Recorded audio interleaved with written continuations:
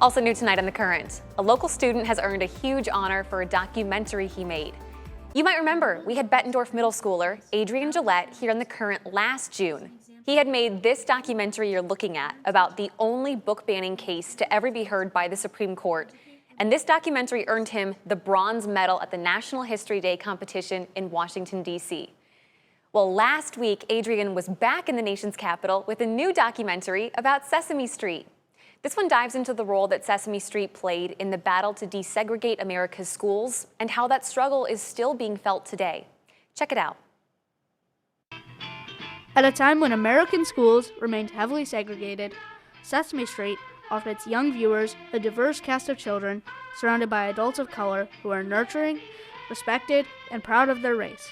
From its revolutionary roots, heated reaction, and the reforms it inspired, the history of Sesame Street shows how the battle to desegregate America's schools wasn't just fought on the steps of school buildings, but over the airwaves as well. That was just a snippet of the full 10-minute documentary, which is titled Brought to You by the Letter R. It features interviews with local experts and even an exclusive chat with LeVar Burton, host of Reading Rainbow.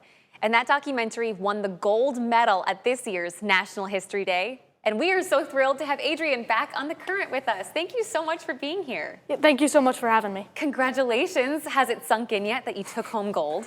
Yeah, I mean, no one expects to, place in NHD because, it's such hard competition, and all the documentaries and projects that make it to NHD Nationals are so good, you know? So even though you won bronze last year, you didn't think you were still not sure what would happen this year? Yeah, every year the competition's different, so, you know. Exactly. It can change. So what did you think when they called your name for first place? Well, I heard third and second, and I didn't think I got it. And then I heard Bettendorf. It's amazing being able to walk across the stage, and, you know, it was amazing. It is amazing. I love that you brought your gold medal in today. Yeah. I want to talk about your documentary. How did you land on doing Sesame Street? Well, it started when I learned about the PBS funding cuts. Yes. And I was wondering, why Sesame Street was so controversial. And as I researched more about my topic, I learned that PBS funding cuts are not new, and PBS challenges aren't new. They've been going on ever since PBS was created. And the other thing I learned was that the real revolution of Sesame Street was that it had a diverse cast, which was never seen before in educational television. Well, you must have read my mind, because my next question for you was all about, you talk about the hidden curriculum of Sesame Street. Dive more into that. What about it is hidden, and what was it trying to tell people? Well, the hidden curriculum is the underlying message of Sesame Street.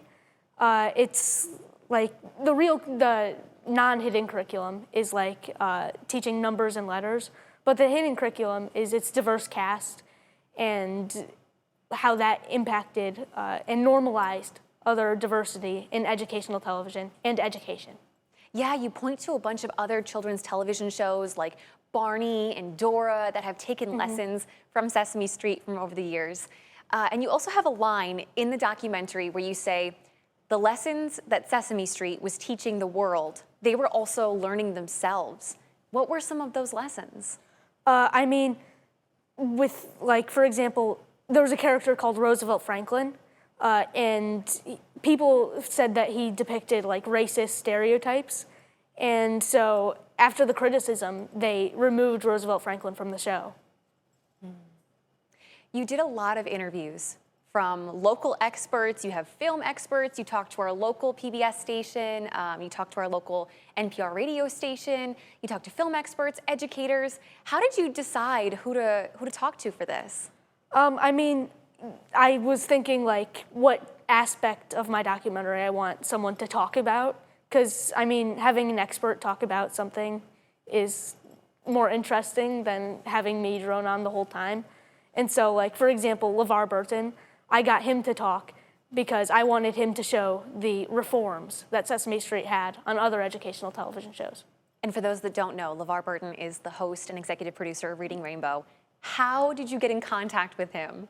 Well, he was really hard to get because I don't have any contacts with like celebrities. So first I reached out to a local film studio, and they didn't have any contacts with children's educational television show hosts.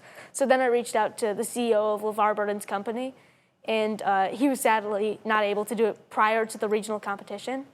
But after the regional competition, I reached back out, and he agreed to do an audio recording of him answering my questions. Wow, so you went back and added that in just for the national competition. The state competition. Oh, for the state competition. And then nationals after So that. what was that turnaround time like? How quickly did you have to do that? It's like a month probably, I Wow. think. Yeah.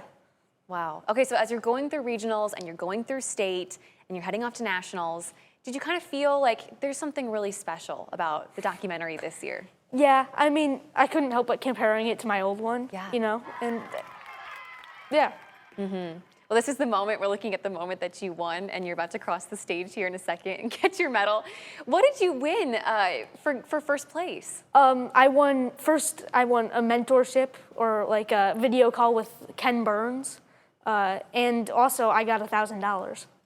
So Incredible. Yeah. That's not bad. no, it's And when we talk about your documentary, it's 10 minutes. It's very well produced. You have lots of music.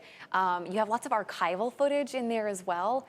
What do you want people to take away from watching this? I mean, I want people to make sure that we don't like relive history and like or repeat the mistakes we made in past, like, for example, the Mississippi ban on Sesame Street, where Mississippi refused to air Sesame Street because it could be offensive to some people. And I think it's important that we know that this happened so we don't keep making these same mistakes. Especially now with all the cuts that have happened in the last few Yeah. years to broadcasting and media. So was there anything when you were researching this project, like a fun fact that you were really surprised about or that really stuck with you? I was surprised that the reason why they banned Sesame Street was because it could be offensive. And in my mind, Sesame Street's not an offensive show at all. So that was surprising to me. Having no That is Latino interesting. representation. And before I let you go, you have now won a national bronze medal and a gold medal in documentary making. You're about to be a freshman at Bettendorf High School this fall. What's next for you? What's your next project or goal? Well, the next NHD theme, well, this year's was Revolution, Reaction, Reform, and next year's is Innovation, but I've just been brainstorming. I don't have any like real topic yet. Okay, well, I'm pretty certain that we'll be able to watch an incredible documentary next year. And especially considering all the amazing innovation we have just here in the Quad Cities, what Yeah. a wealth of ideas for you to choose from. Yeah. Adrian, I think you're the coolest person ever. Congratulations. Thank you so much for coming in and being here and sharing your documentary with us. Yeah, thank you for having me. Absolutely. And hey, if you guys at home are curious and you want to watch Adrian's documentary, head over to WQAD.com. All you have to do is click on the As Seen on TV tab at the top of the homepage.